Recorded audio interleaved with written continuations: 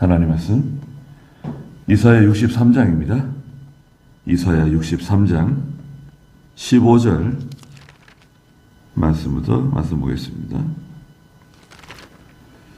이사야 63장 15절. 주께서는 하늘에서 살펴보시고 주님의 거룩하고 영화로운 처소에서 보시옵소서. 주님의 열심과 권능이 어디에 있습니까? 주님의 관대한 마음과 긍휼이 제게서 떠났습니다. 그랬습니다.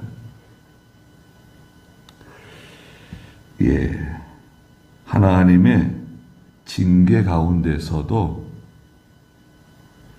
15절 마지막에 있는 것처럼 주님의 관대한 마음, 또 주님의 긍휼을 믿고 기다린다. 그 마지막 절까지 말하고 있습니다. 여기 15절에 보니까 주께서는 하늘에서 살펴보시고 주님의 거룩하고 영화로운 처소에서 보시옵소서. 하늘에서 살펴보신다.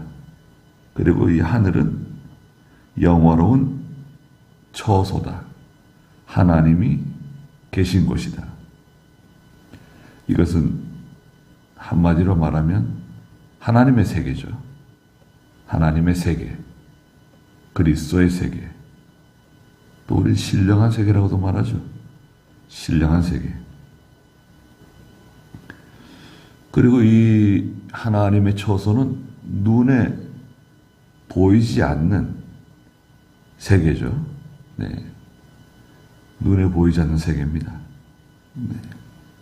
그리고 이 세계는 모든 것을 통찰할 수 있는, 모든 것을 다 아시고 모든 것을 통찰하실 수 있는 하나님의 세계다. 그래서 이제 에스겔서 4장 10장에 가면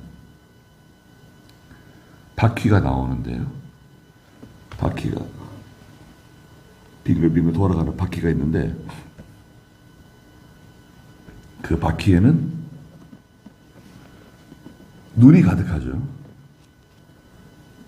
눈이 가득해가지고 우리 눈에 이렇게 얼굴에 있는 눈. 우선 1장 볼까요? 1장에 보면 눈이 가득하다. 바퀴들에는 눈이 가득하다. 몇 절에 있나요? 18절. 18절 읽어보시죠. 그 바퀴대는 높고 보기에 두려웠으며 그 바퀴대는 돌아가면서 사방으로 눈이 가득했다. 이 바퀴는 하나님이 부리시는 영이에요. 천사라 그랬어요. 1장 15절에 보면 내 생물은 하나님이 부리시는 천사인데 그 생물들 곁에 바퀴가 있어요. 내 얼굴을 따라서 바퀴가 하나씩 4개의 바퀴가 빙글빙글 돌아가며 있는데 얼마나 큰지 모르겠어요. 바퀴가 있는데 사방으로 돌아갑니다. 그 바퀴에는 눈이 가득히 사방에 눈이 가득해요. 모든 것을 바라보고 모든 것을 통찰해요. 아니 천사도 하나님이 부리시는 영도 어마어마한 통찰력을 가지고 있어요. 모든 것을 다 볼 수 있는 그런 눈을 가지고 있는데 하나님은 어떻겠습니까? 하나님은 온 우주 만물을 다 꿰뚫어 보세요. 인간의 마음, 심장,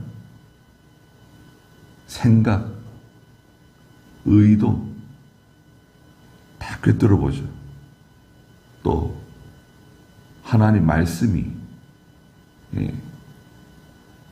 관절, 골수를 찔러 쪼개기까지 히브리 4장에서 말씀하신 것처럼 감추어져 있는 것을 다 드러내세요. 발골하세요. 발골. 속에 감추어져 있는 거 다 드러내세요. 하늘에서 살펴보시고 영화로운 처소에서 보시옵소서. 주님의 열심 또 권능이 어디 있습니까? 주님의 관대한 마음과 긍휼이 제게서 떠났습니다. 주님의 열심, 권능, 하나님의 백성을 사랑하시고 또 하나님께서 이스라엘과 또 유다 백성들 지켜주시는 하나님의 그 능력의 손 어디 있습니까? 징계를 받고 있는 거죠. 징계를 받고 비참한 가운데 있습니다. 그러니까 16절에 아브라함이 우리를 알지 못하며 이스라엘이 우리를 인정하지 않더라도 아브라함이 야 나는 너 이름 모른다. 믿음의 조상이잖아요. 우리 조상 아브라함이 우리를 모른다고 하고 또 이스라엘이 우리를 인정하지 않는다고 할지라도 그러니까 믿음 있는 성도들, 믿음 있는 조상들이 우리의 믿음을 인정하지 않는다 하더라도 주께서는 분명 우리 아버지이십니다. 여호와시여, 주께서는 우리의 아버지이시며 주님의 이름은 옛적부터 우리의 구속자이십니다. 그렇죠? 사람들은 인정하지 않더라도 또 우리가 무게를 달거나 또 우리 행한 일을 따진다고 하면 감히 하나님 앞에 설 수 없죠. 인정? 우리가 어떻게 인정을 받습니까? 우리의 수고나 우리의 희생이나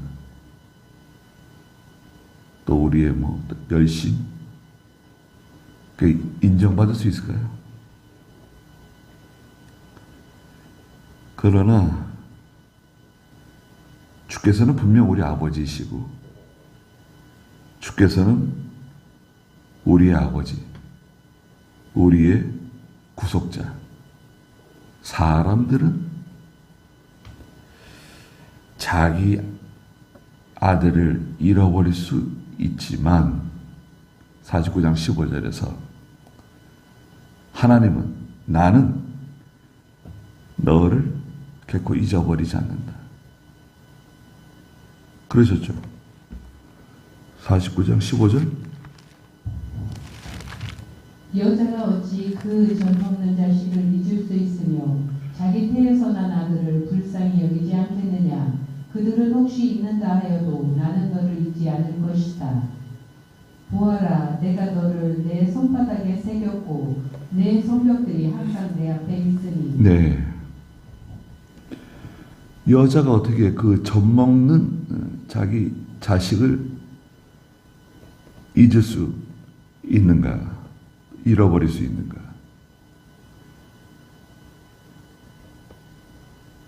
자기 태에서 난 아들을 불쌍히 여기지 않겠느냐? 그들은 혹시 잊는다 하더라도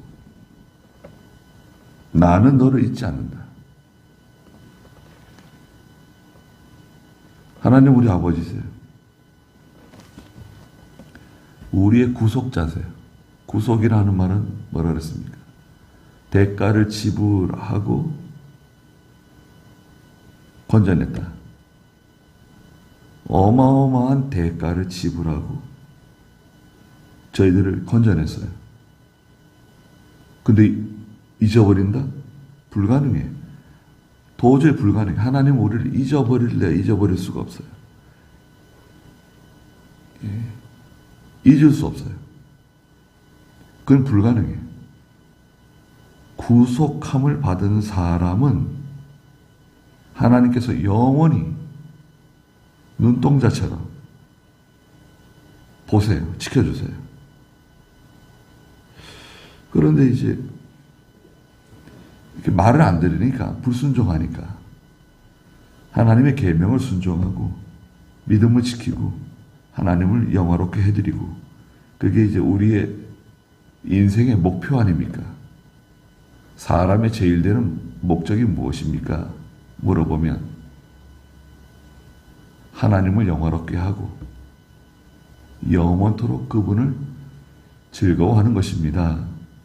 그게 우리 신앙 고백, 소요입니다. 제 1번이잖아요. 그런데 하나님 기뻐하지 않고 세상을 기뻐하고 물질을 기뻐하고 하나님을 영화롭게 해드리지 않고 살아가는 하나님 백성들, 그 참 안타까운 일이죠. 17절에 여호와시여 어찌하여 우리를 주님의 길에서 벗어나게 하시며, 아니 하나님께서요? 하나님께서 우리가 주님의 길에서 벗어나도록 하나님이 계획하시고 조정하시고 어떤 의도 하셨는가? 주님의 길은 하나님의 뜻이에요. 하나님의 뜻대로 살지 않고 하나님의 길에서 벗어나도록 하나님이 하셨다는 거예요. 또 우리 마음을 완고하게 해서, 아니 하나님께서 우리의 마음을 완고하게, 주님을 경외하지 않게 하십니까?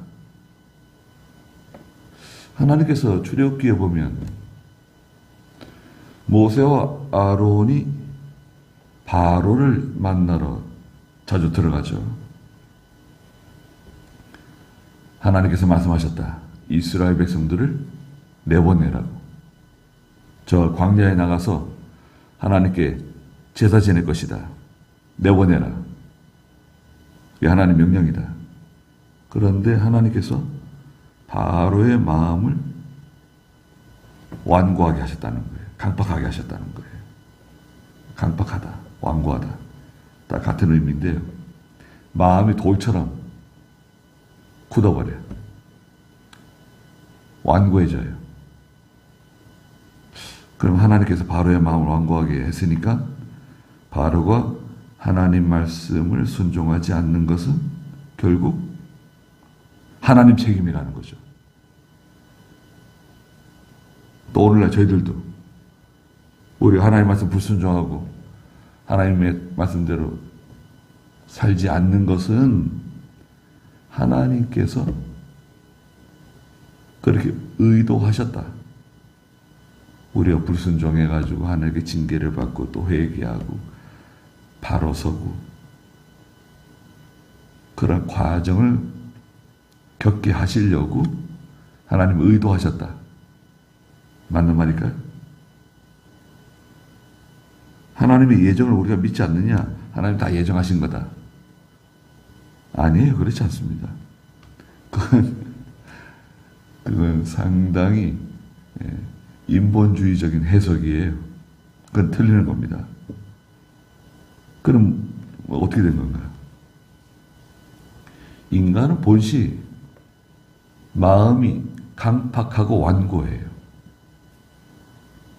우리는 모두 다 원래가 아담 하와 이후의 모든 인간의 심정이 강팍하고 완고해요.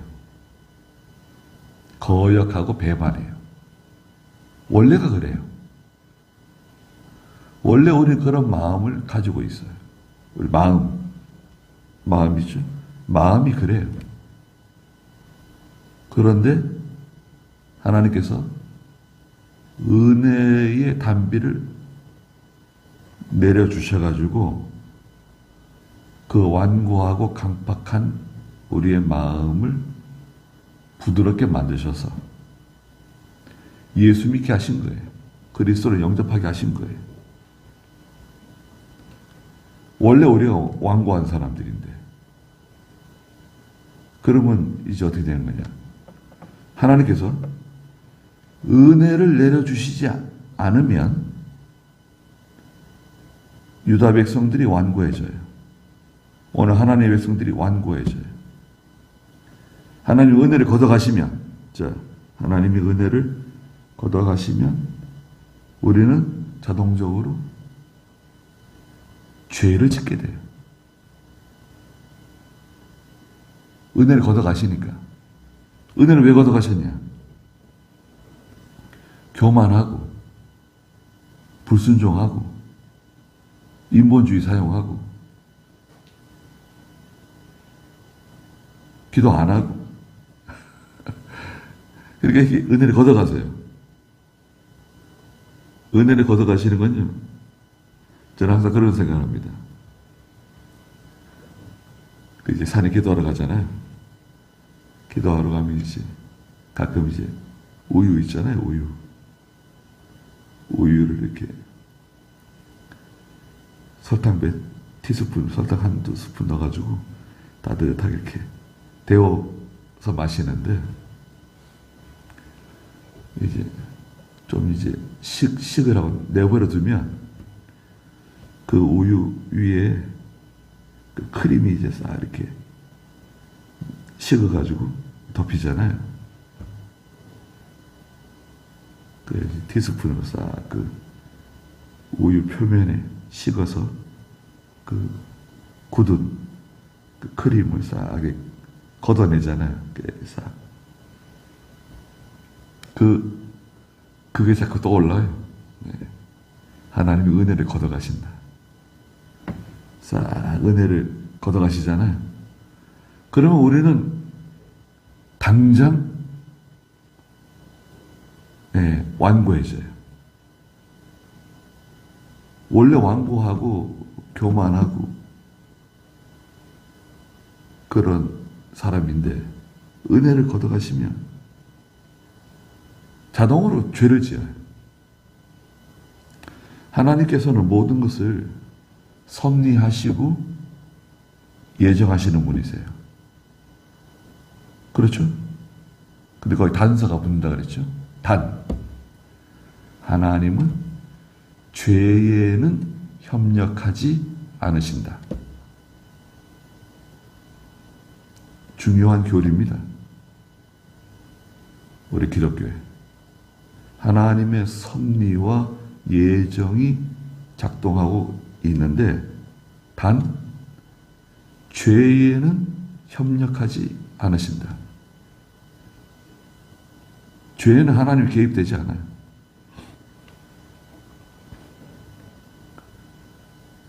하나님 죄를 짓도록 의도하지 않으세요. 주장하지 않으세요. 내버려 두시는 거예요. 하나님 은혜 걷어가시면 자동적으로 우리는 죄를 짓게 돼요.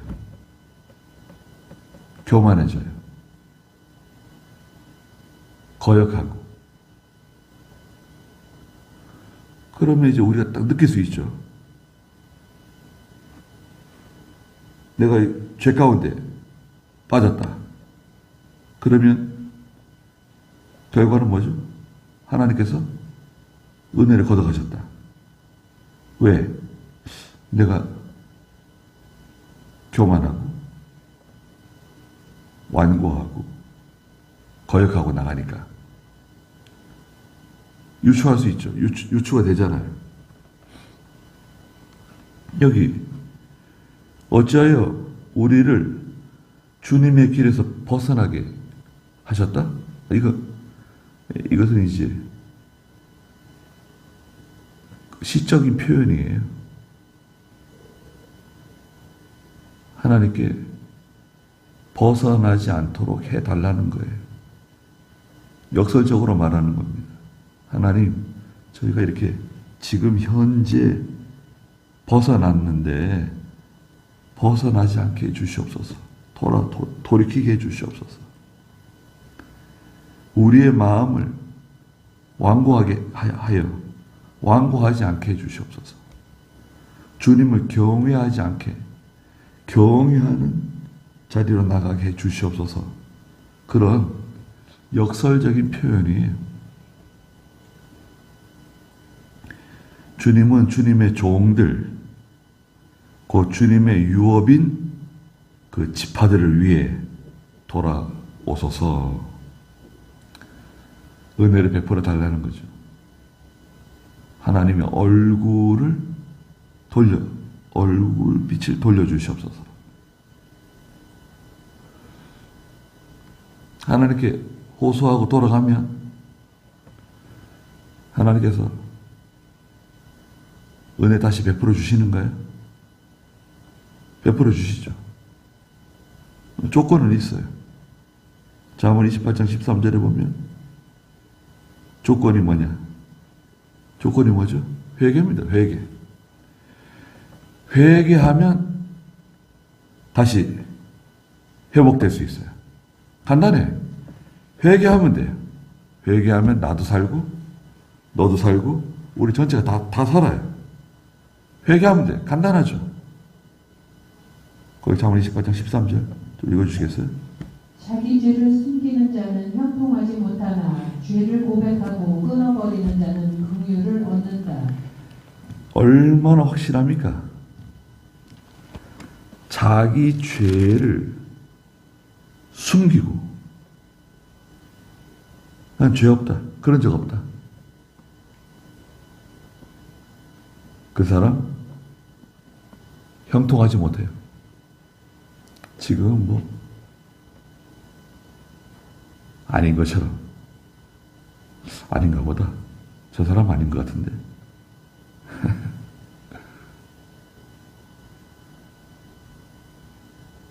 성도라면 신앙 양심이 있어가지고 병나요, 병나. 계속 그런 가식, 거짓으로 자기를 가면을 쓰고 포장하고 회개하면 되는데 회개하면 죽을 것 같아도 살 건데 회개하지 않으니까 몸에 병나요. 그렇잖아요. 그러나 죄를 고백하고 죄를 끊어버리는 사람은 하나님의 긍휼을 얻는다. 살 길이 열려요.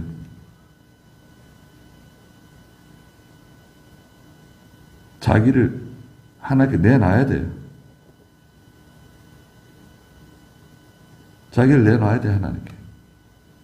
도마 위에 생선처럼 자기를 얹어놔야 돼요. 하나님 알아서 하십시오. 죄를 고백하고 나가면 살 길이 열리는데 그것도 하나님이 은혜를 베풀어 주셔야 돼요. 하나님 은혜를 베풀어 주시면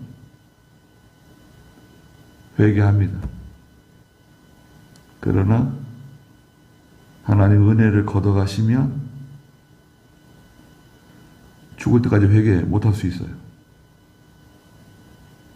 예수 믿는 성도라도요. 하나님 은혜 걷어가시면 죽을 때까지 회개 못할 수도 있어요. 그거는 하나님이 결정하신 거예요. 결정. 그렇게 되기로 결정한 거예요. 예수를 믿고 구원은 받지만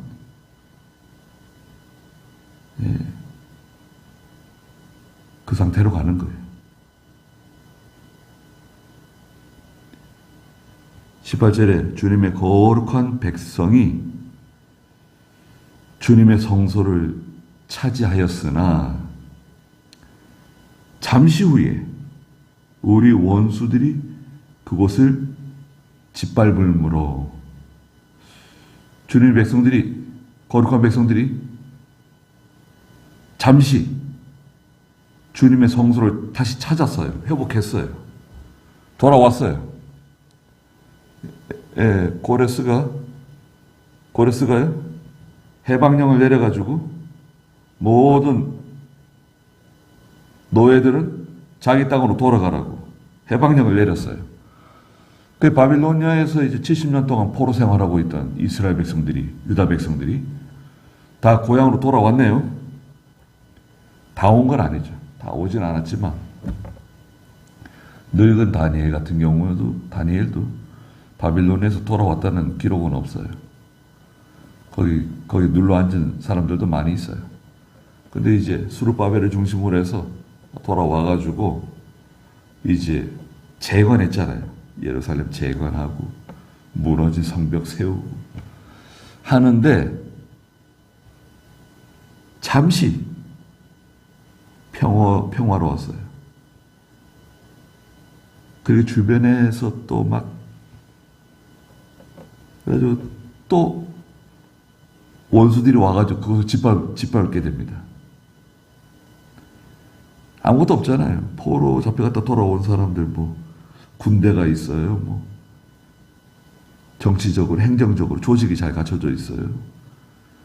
집도 없고 아무것도 없는 거예요. 다 폐허. 그러니까 외적의 침략을 또 받게 되죠. 참 불쌍하고 서러운 일들이 많이 생깁니다. 19절에 우리는 오랜 옛적부터 주께서 다스리지 않은 자들처럼 되었습니다. 하나님 없는 사람들처럼. 하나님의 보호와 은혜를 받는 사람이 아닌 것처럼 되어버렸다. 주님의 이름으로 불리지 않는 자들처럼 되었습니다. 비참해졌다는 거죠. 그래서 이사야는 그럼에도 불구하고 주님의 관대한 마음, 주님의 긍휼이 다시금 우리에게 임하시기를 기도하는 마음으로 이 말씀을 기록하는 거죠. 이게 앞으로 100년 이상 뒤에 일어날 일들이거든요. 이사야는 이미 뭐 세상 떠나고 없지만 앞으로 이 백성들이 당할 그 고난을 생각하면서 그런 엄청난 위험한 일들, 험악한 일들, 비참한 일들을 생각하면서 하나님께서 다시금 우리에게 은혜를 베풀어 주시기를 기도하는 마음으로 말하고 있는 겁니다.